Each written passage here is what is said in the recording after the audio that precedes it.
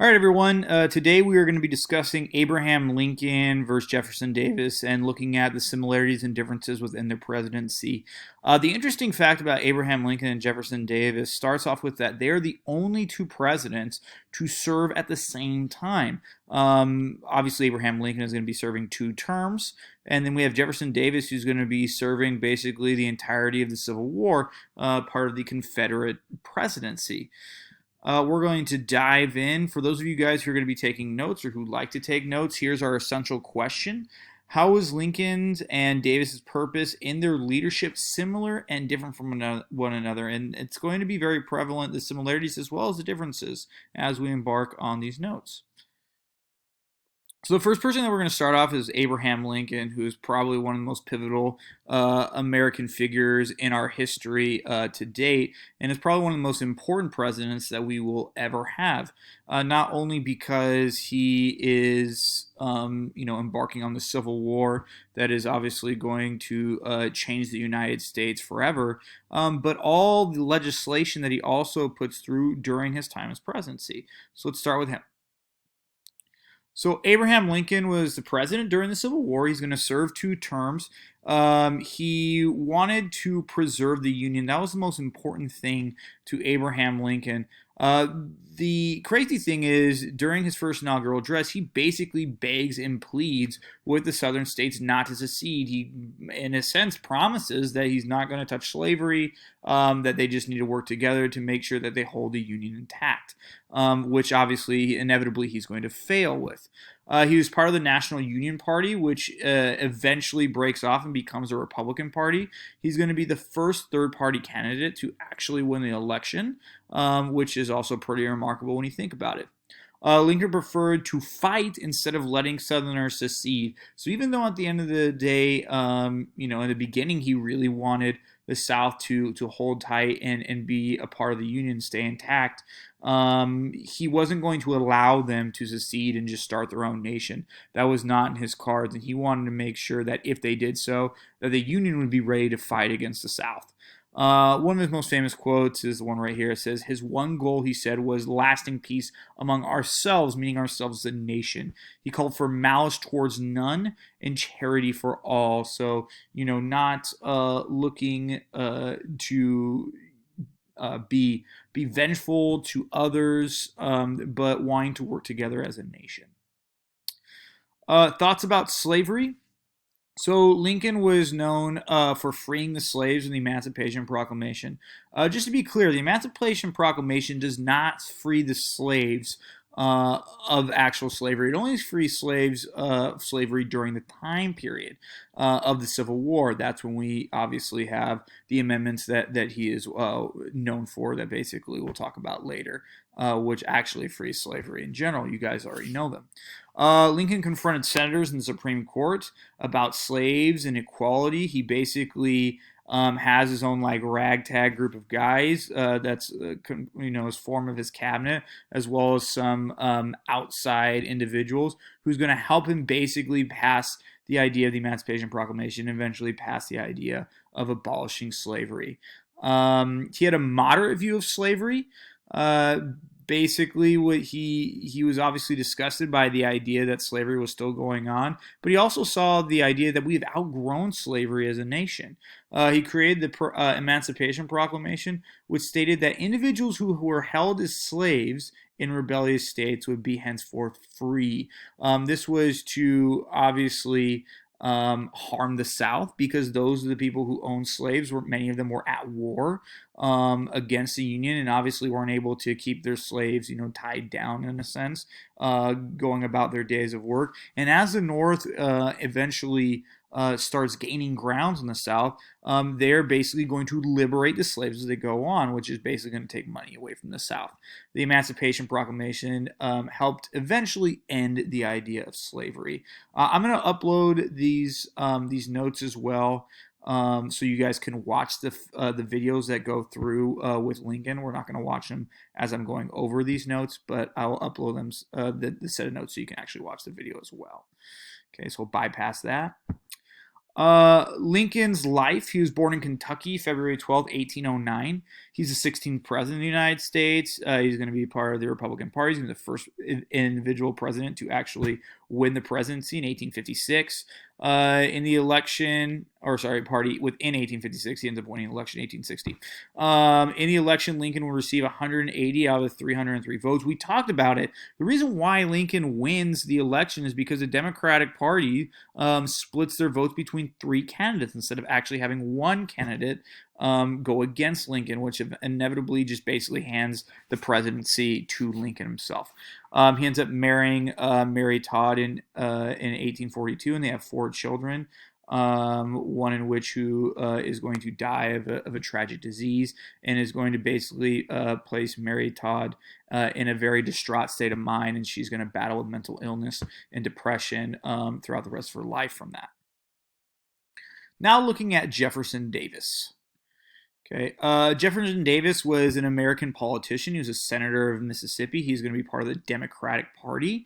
He was elected as president of the Confederate States during the Civil War. Once the Southern states seceded, he was going to be able to take presidency during the entire duration of the war. And he's actually going to have a lot of blame placed on him, not only from the Union perspective, but also from the Confederate perspective as well. We'll talk about that later.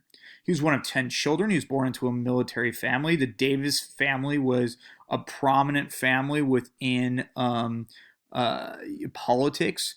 He would be born only 100 miles away from President Lincoln. Anthony Davis's fathers and uncles and descendants fought in the American Revolution, fought in War of 1812, and basically, again, his family was, bred and intertwined within this American political society. His family were deeply rooted, again, to the United States.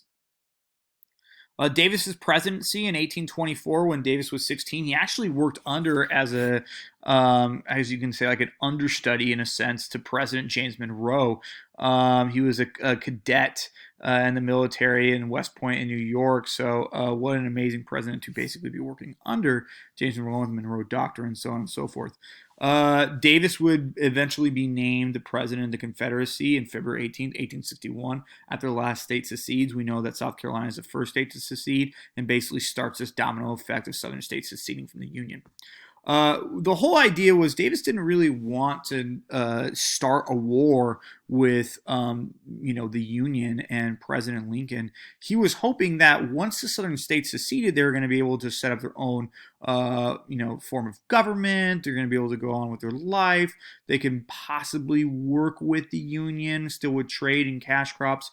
But obviously, Lincoln having no intention of that actually happening and wanting peace after the South seceded, a war would eventually break out in the Battle of Fort Sumter, and Davis obviously would embark on war with Lincoln. After the war, Davis was captured on May 10th, 1865 in Georgia. It wasn't necessarily like he was fleeing. He was basically taken over by the Union government, where he would basically spend 2 years at Fort Monroe, which is kind of funny because he worked under James Monroe, in Virginia for his crimes against the Union. We're going to talk about why later on, why these individuals didn't serve more time in prison or even should have been executed necessarily for being traitors. We'll talk about that later. Facts. He was named after the third president, Thomas Jefferson, who also owned slaves. His middle name was Finis, which is the final in Latin, and his parents named him because he expected him to be their final child, which he was. Oops, sorry, did I mess up? Nope. All right, similarities. We're going to start off there. Okay, so Lincoln and Davis were both born in Kentucky, so that's kind of interesting to see play out. They had an unstable government while they were in the Union and Confederacy, and they're both at war. We're going to talk about their lives as leaders during the war. Both of them were under extreme scrutiny. Lincoln during the beginning of the war. Obviously, Jefferson Davis near the end of the war would be under extreme scrutiny. So we kind of see that play out during the duration of the war. Both were willing to leave everything they had for their country. People say they both had strong sense of humanity, basically willing to fight for their nation, for the rights of their people. They both married, were both married. Lincoln to Mary Todd, and Davis was his first wife was Sarah Knox Taylor, who died, and then he would eventually marry Verena Davis. Their differences, which are pretty substantial. Was the president of the Union. Obviously, Davis was president of the Confederacy. Lincoln found it very difficult to control Congress and get things completed. While Davis, who had many enemies, worked well with their governing bodies. We're going to see that when we watch Lincoln, and you guys will be able to watch Lincoln. I'll upload that on my website when we get to it. You'll see that Lincoln really struggled with Congress because they were so divided. Davis didn't struggle at all because they all had the same ideology. They wanted to secede from the Union and basically fight for what they believed was their freedoms to own slaves and do their own things. Davis was known for having complete control, while Lincoln again looked for approval within his leadership, which eventually would actually help Lincoln in the long run. Lincoln won president election in 1860. Lincoln had been given a poor education and basically had to fight to be where he was at. He had a rough upbringing, while Davis was basically sent to the best institutions. His family was engraved in American culture. They were very well off. They were affluent, so a little bit of difference there. Davis was a passionate soldier and was famous for fighting in the Mexican-American War. Lincoln fought in the Black Hawk War, however, soon came to his senses, and being a soldier really wasn't for him. Back in the day, fighting in wars was kind of like the manly thing to do, and a lot of people did that. But obviously, Lincoln saw that his assets were needed somewhere else and not necessarily within being a soldier. In the long run, obviously, Lincoln would have a better presidency. He would be able to be victorious in the Civil War through the Emancipation Proclamation. And obviously, we'll talk about the 13th Amendment, which ended slavery, and the amendments that would proceed after that. Davis had a successful early presidency because during the beginning of the Civil War, the South was quite victorious and the North was kind of on, off hinge, not knowing if they were actually going to be successful at this war when they were quite confident going into it. Near the end of the war, obviously, the South kind of tilters off and the North becomes more victorious.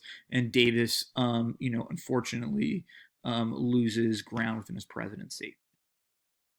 Again, these are some videos that you guys will be able to watch. I'll upload them online for you as our bibliography. And thank you guys for listening. If you have any questions, remember office hours are on Tuesday and Thursday from 12 to 1. And make sure that, again, you're going to be using these notes for your one-pager assignment as well. So I'll upload not only my commentary through the notes, but I'll also upload the notes by themselves. All right, guys, we'll talk to you soon. Bye.